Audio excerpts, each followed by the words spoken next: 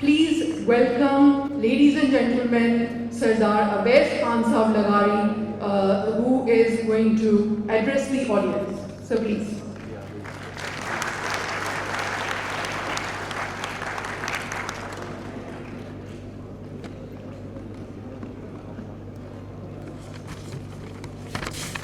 Bismillahirrahmanirrahim. Assalamu alaikum.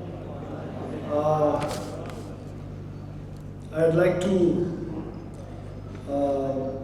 pay special thanks to the Honorable Foreign Dignitaries. I presume the Malaysian High Commissioner is here. Excellency, thank you so much for coming and honoring us this morning. His Excellency, the Ambassador of Kyrgyz Republic is also here. Thank you so much. It's a great honor to have you here. Diplomats, the Consul General of China, I'd like to thank you, Sir, Excellency, and also the Iran's Consul General. Excellency, thank you so much for being here and honoring us. I'd like to just make a few brief comments in English, then I'll also, with your permission, try to speak for some time in Urdu. I won't be very long, but I think it's important for our agriculture class and for our farmers also to try to understand what issues Pakistan's agriculture is actually facing, because of which we have not been able to penetrate the international food markets as much as we could have. Thank you.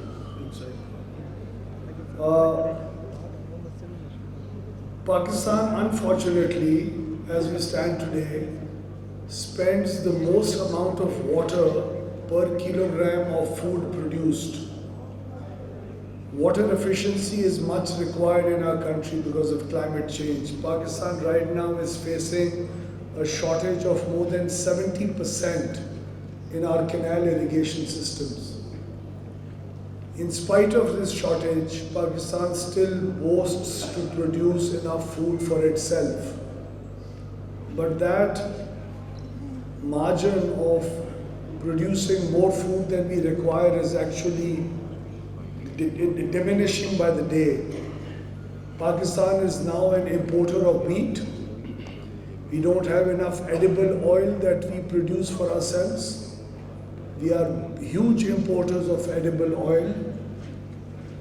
And Pakistan is not really in a position to exploit its complete potential in exporting fruits and vegetables that we produce over and above our requirements. There's a huge role to play for the government, the regulators, the private sector in Pakistan for our food to be more traceable. The global markets need traceability today. They need to know which seed was planted at what day, what all was given as inputs into the crop on each acre, what kinds of quality the food has, the fruit has, what are the kinds of residue of chemicals and toxic materials in the fruit or the food that we produce. So all these are huge challenges that Pakistan faces today. I'd like to invite the international community to come and exploit that potential. Where we stand today, if you bring in good technology and transfer that technology to our farmers with your investment, I think you'll be able to exploit that to a great level for your own financial and economic benefits. I'll give you an example. If a Chinese company or a Dutch company or a European company or an American one comes in, one of the companies from, say, the UAE or the Gulf region comes in, ensures that a certain farmer is producing food and fruit which is of good enough quality to be absorbed by the markets over there, which is hygienic enough, which is chemical residue-wise acceptable enough, which has the standard, which has the size, which has the quality, which has the taste that is acceptable by your markets, the kind of margins that you will see in actually transporting that fruit and producing that fruit and taking it out into the international markets is going to be immense for your organizations and your companies and your markets. So I'd like to urge the international community to please kindly look at Pakistan in a much more serious manner than it has been in the past. And we need to incentivize you people to come into Pakistan and make all this happen. Pakistan right now, in my humble opinion, is not even exploiting 5 to 10% of its export potential. That means poverty alleviation. That means better practices to counter the climate change challenges that we are facing. I'm sure within the next 5 to 10 years, the kind of water shortage that the world is facing, there would be standards that would be introduced into international markets where people will refuse to buy products that are spending much more water on the production of each kilogram of food than is globally acceptable.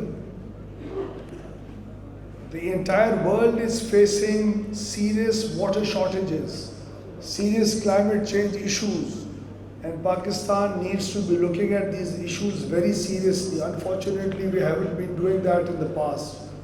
I hope in the future we are able to do that in a much more efficient manner. Now I'd like to switch to Urdu for a while for a frank discussion with our agriculture community. ہمارے agriculture کی research کے ادارے بدقسمتی سے ان کے پاس ہے ہی نہیں، funding ہی نہیں ہے، صرف ان کی تنخواہیں اور بلڈنگ بنانے کے اوپر پیسہ خرچ ہوتا ہے. میں خود ایک ذمہ دار ہوں. میرے پاس میری کپاس کے بیج کا اچھے معیار کے بیج کا اویلیبل ہونا آج اویلیبل نہیں ہے پاکستان کے اندر. اس کی جرمنیشن جتنی ہونی چاہیے نہیں ہے، اس کی کوالٹی جو ہونی چاہیے نہیں ہے. فروٹ کے اندر ہمیں گلوبل گیپ کی سرٹیفیکیشن ہر باغ کے مالک کو، چاہے وہ 2 ایکڑ کا ہے یا 5 ایکڑ کا ہے، ہونی چاہیے نہیں ہے. اگر آپ گلوبل گیپ سرٹیفائی ہمارا ہر ذمہ دار ہوگا تو ہر ذمہ دار اپنا مال اور جنس جا کے گلوبل مارکیٹس کے اندر ایکسپورٹرز کو بیچ سکے گا. ہمارے پاس بدقسمتی سے ہم لوگ جو پانی کا استعمال کر رہے ہیں اپنی فصلوں کے اوپر، اتنا ہم ظلم کر رہے ہیں اپنے ملک کے اوپر اور اپنے آپ کے اوپر کہ ہمیں اندازہ اس کا ہونا چاہیے. پاکستان میں ہم جتنا پانی استعمال کرتے ہیں وہ انڈیا اور چین سے 8 10 گنا زیادہ ہے 1 کلو گرام کھانا پروڈیوس کرنے کے لیے. ہمارے پاس اس قسم کی ورائٹیز ہی نہیں ہیں. ہمارے ریسرچ پروگرامز جو ان کو پروڈیوس کرنے چاہیے ریزلٹس وہ نہیں کر رہے. ہمارے پاس زمینداروں کو ٹرانسفر آف ٹیکنالوجی کرنے کے طور طریقے ہماری ایکسٹینشن سروسز کو جو کرنے چاہیے ہم نہیں کر رہے. ہمیں ان معاملات کے اندر مکمل طور کے اوپر ایک انقلابی اقدامات اٹھانے ہوں گے. میرا پورا یقین ہے، یہ میں نہیں کہہ رہا کہ آج ہم یہ پالیسی انٹروڈیوس کر رہے ہیں، لیکن پنجاب کو اور پاکستان کو اس طرف موو کرنا چاہیے کہ کوئی باغ کی کاشت، باغ کے جو آپ پودے لگاتے ہیں وہ آئندہ 1-2 سال کے بعد کسی کو اجازت ہونی نہیں چاہیے جب تک وہ ڈرپ اریگیشن کے اوپر نہ لگائے. عام پانی کے اوپر لگانا جو کھلا پانی ہوتا ہے اس کے اوپر باغات کی کاشت اور سنبھالنا پاکستان کے اندر ایک جرم قرار دے دینا چاہیے نئے باغوں کے لیے خاص طور کے اوپر. ڈرپ اریگیشن کو حکومت کو ہر زمیندار کو 40% کے بجائے 10% زمیندار سے لے کے 90% کی سبسڈی دینی چاہیے. جب تک ہم ان چیزوں کو سیریسلی لے کے اس طرف نہیں آئیں گے، ہمارے پاس ریکارڈ ہی نہیں ہوتا. باہر کی انٹرنیشنل مارکیٹ مانگتی ہے کہ بتاؤ اپنے کس باغ کے کس ایکڑ کو جس میں سے فروٹ لے کے آ رہے ہو کس دن کتنی کھاد دی تھی اور سپرے کون سا کیا تھا اور کس دن سپرے کیا تھا، اور اس کا لیبارٹری کا ٹیسٹ ہمیں دو کہ یہ جو مالٹا اور یہ آم ہے اس کے اندر زہریلا جو ہوتا ہے مواد وہ کتنا ہے. جب تک یہ سرٹیفکیٹ نہیں ہوگا انٹرنیشنل مارکیٹس ایکسیپٹ نہیں کرتی. ہمارے پاس ہماری اپنی بہت زیادہ کمیاں ہیں جس کی وجہ سے آج ہماری اس قسم کی ایگزیبیشنز کے اندر وہ رش نہیں ہوتا جو ہالینڈ کی جو مارکیٹس کے اندر ہوتا ہے. اتنا ملک ہے پورے دنیا کو خوراک پیدا کر کے دے رہا ہے. آج بدقسمتی سے پاکستان اپنی گندم پوری پیدا نہیں کر رہا. ہمارے پاس جو فروٹس اور جو کھجوریں اور مختلف قسم کی سبزیاں ہیں وہ ہم پوری دنیا کے اندر ایکسپورٹ کر سکتے ہیں. زراعت کے علاوہ پاکستان کے پاس آپشن ہی کوئی نہیں ہے. زراعت جتنی گروتھ پاکستان کو دے سکتا ہے اور کوئی سیکٹر نہیں دے سکتا. اور زراعت اور پانی کے سیکٹرز کے اندر جب تک ہم پوری ہمت کر کے انویسٹمنٹس نہیں کریں گے کوئی پاکستان کا فیوچر اکانومی کا نہیں ہے. یہ چیز ہماری جماعت کی حکومت بہت ریسرچ کرنے کے بعد آج پاکستان کے اندر یہ غلطیاں تسلیم کاری ہے. یہ غلطیاں تسلیم کرنے کے بغیر ہماری سوچ میں بہتری نہیں آ سکتی. ہماری سوچ میں جب تک بہتری نہیں آئے گی آپ کی اس سیکٹر کی فنڈنگ کو بہتری نہیں مل سکتی. میں خود ایک سٹرس کا یہ کنو اور مالٹے کا میں خود ایک گروور ہوں. میں نے خود یوٹیوب کے چینل کے اوپر پڑھ کے اور ایک ریسرچ انسٹیٹیوٹ نے مجھے کچھ سپورٹ کر کے کیونکہ میں ایک بڑا ذمہ دار تھا تو اس قسم کی ٹیکنالوجی سکھائی جس کی وجہ سے مجھے پتہ چلے کہ میرے فروٹ کا سائز کتنا ہونا چاہیے اور ہاف کیوبک میٹر کے اندر 10 فروٹ سے زیادہ نہیں ہونے چاہیے تاکہ سب کا سائز بڑا ہو, اس کی انٹرنیشنل گریڈنگ بہتر ہو. یہ چیز کتنے لوگ جانتے ہیں پورے پنجاب کے اندر؟ کتنے بیچارے ذمہ داروں کو جا کے ان چیزوں کا بتایا جاتا ہے. تو ہمیں اپنے سٹینڈرڈز اگر ہم اپنے چیزوں کی جو پروڈیوس کریں بہتر کر لیں گے انٹرنیشنل مارکیٹ سے بہت لوگ آئیں گے آپ کی چیزوں کو خریدنے کے لیے. اور اسی قسم کی ایگزیبیشنز کا سلسلہ کیپٹن صاحب آپ کو مبارک ہو, آپ کے محکمے کو جو پچھلے 4 سال سے سلسلہ جاری کیا ہے. اس کا سلسلہ جاری رہنا چاہیے تاکہ ہمیں معلوم ہو کہ کس کو کس چیز کی ضرورت ہے, کس دنیا کے حصے میں کون سا خریدار کیا چیز آپ سے مانگنے جا رہا ہے اور کس قسم کی کوالٹی اس کو چاہیے. So in any case I think we have a huge potential in Pakistan to try to benefit the international markets and to improve our trade volume, especially in the field of agriculture and agriculture produce. And I'd like to express the government's complete resolve in trying to assist and facilitate the business community, especially traders in the agriculture field and also our farmers, to try to move towards an environment where the environment should benefit, climate change, the menace of climate change should reduce in our country, and the effects of climate change in our country need to be toned down to a great extent. We are one of the worst hit countries as far as climate change is concerned, and we can't be blamed for it. I think the international community and the big industrial nations need to be more responsible than what they are right now, and they need to come and invest into greener energy and into technologies that would benefit the starving people of the third world.